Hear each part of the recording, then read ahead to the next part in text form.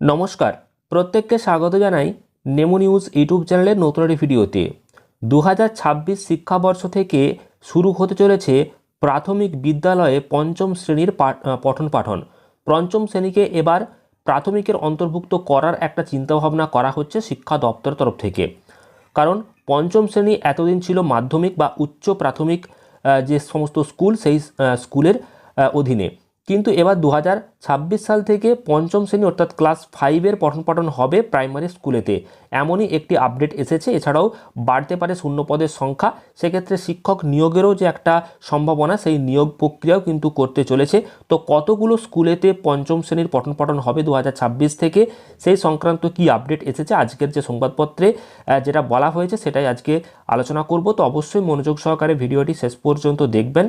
তার আগে ছোট্ট রিকোয়েস্ট, অবশ্যই এই ভিডিওটিকে একটি লাইক করুন এবং পরবর্তী আপডেটগুলো পেতে চ্যানেলটিকে সাবস্ক্রাইব করে পাশের বেল আইকনে অল প্রেস করে রাখুন।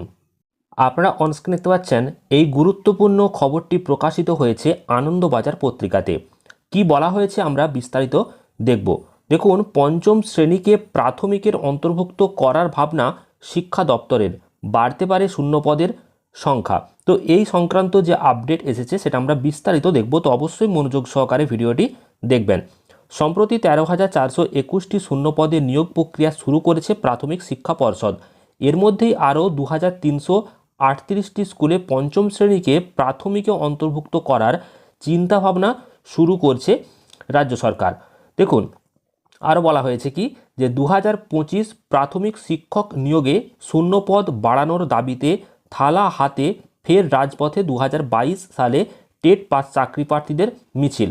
অন্যদিকে পঞ্চম শ্রেণীকে ফের প্রাথমিকের অন্তর্ভুক্ত করে শূন্যপদ বাড়ানোর চিন্তাভাবনা রয়েছে শিক্ষা দপ্তরের। সম্প্রতি 13,421টি শূন্য পদে নিয়োগ প্রক্রিয়া শুরু করেছে প্রাথমিক শিক্ষা পর্ষদ।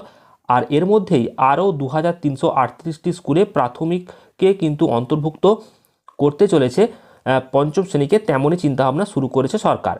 ইতিমধ্যেই স্কুলগুলির তরফে চূড়ান্ত ছাড়পত্রের আবেদন জানিয়েছে শিক্ষা দপ্তরের কাছে।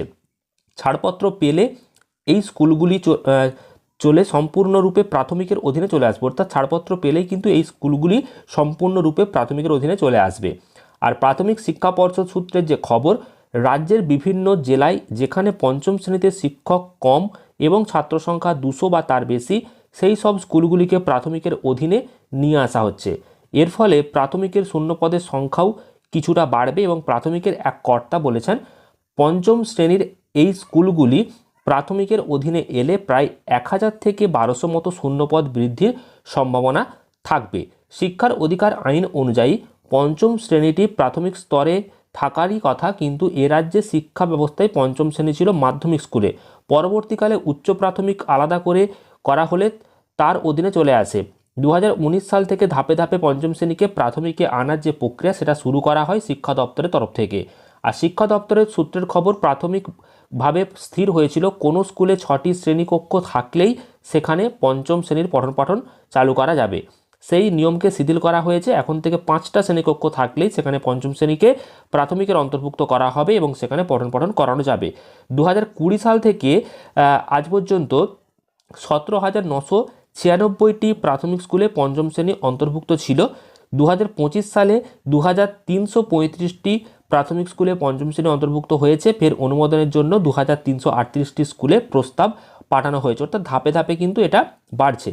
তো সোমবার শিয়ালদহ থেকে ধর্মতলা পর্যন্ত 2022-এ যে প্রাথমিক টেট পাস ডিএলএড ঐক্যমঞ্চে চাকরি প্রার্থীরা শূন্যপদ বাড়ার দাবিতে মিছিল করে টেট পাস করেও কেন এখনও চাকরি পায়নি সেই বিষয়েও কিন্তু এখানে কিছুটা বলা হয়েছে।